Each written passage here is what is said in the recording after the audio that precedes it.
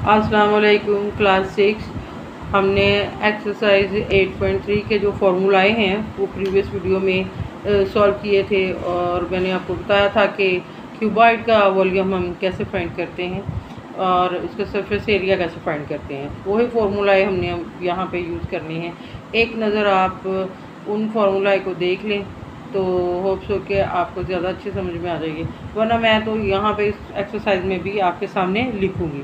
तो volume of cuboid, volume of cuboid है हमारे पास length by height by breadth. ये फार्मूला मैंने पहले आपको लिख दिया है। अब लेंथ हमारे पास क्या है इसकी 5 सेंटीमीटर, ठीक है जी। ब्रेथ क्या है 4 सेंटीमीटर और हाइट क्या है 3 सेंटीमीटर। ये वैल्यू आपने इस वॉल्यूम में लगा देनी है। तो लगाएं आप। लेंथ क्या है 5 मल्टीप्लाइंग बाय हाइट कितनी है 3 मल्टीप्लाइंग बाय 4। अब ब्रेथ ही आपके पास। अब सेंटीमीटर साथ आएगा, ठीक है जी। 5 3 जार 15, 15 4 जार 60 और सेंटीमीटर क्यूब। ये आपके पास इसका वॉल्यूम आ चुका है।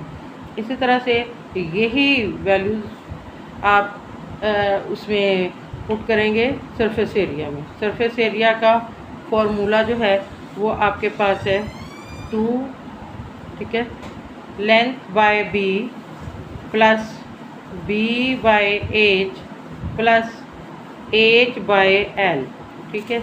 ये आ गया आपके पास। अब यहाँ पे आप इसकी वैल्यू पुट करेंगे। एल है आपके पास 5, बी है आपके पास 4, फिर बी है 4 और हाइट है 3 प्लस हाइट है 3 और लेंथ है आपके पास 5। ये आपने इसमें वैल्यू लगा दिया है। उसके बाद अब आपके पास आ गया 4 5 ज़ा 20 सेंटीमीटर स्क्वायर, क्योंकि सेंटीमीटर तो दोनों का यूनिट है इसलिए स्क्वायर में आ जाएगा। 4 3 ज़ा 12 सेंटीमीटर स्क्वायर, 5 3 ज़ा 15 सेंटीमीटर स्क्वायर सेंटीमीटर 2।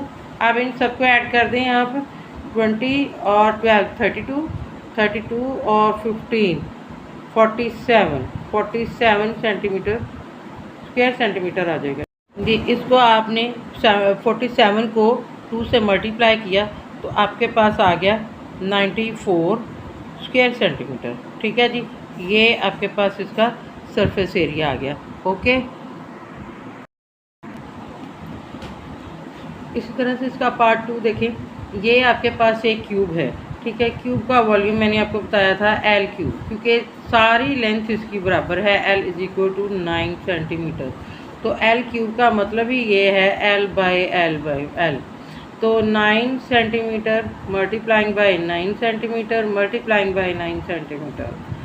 तो 9 9 ज़ार 81 एंड 9 1 ज़ार 9 और 9 8 ज़ार 72, यानी कि 729 सेंटीमीटर क्यूब इसका वॉल्यूम आपके पास आ जाएगा।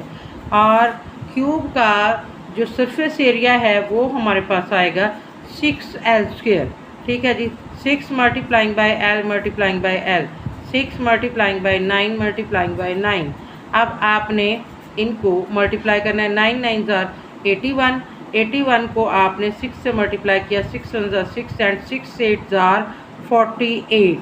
ये और ये आपके पास स्क्वायर सेंटीमीटर में इसका आंसर आ जाएगा। ओके जी, उम्मीद है कि समझ आ गई होगी जी। इसी तरह से इसका पार्ट 3 है आपके पास मौजूद। ये भी एक क्यूबॉइड है, ठीक है। यहाँ पे इसकी लेंथ आपके पास मौजूद है 49 mm यानी कि मिलीमीटर।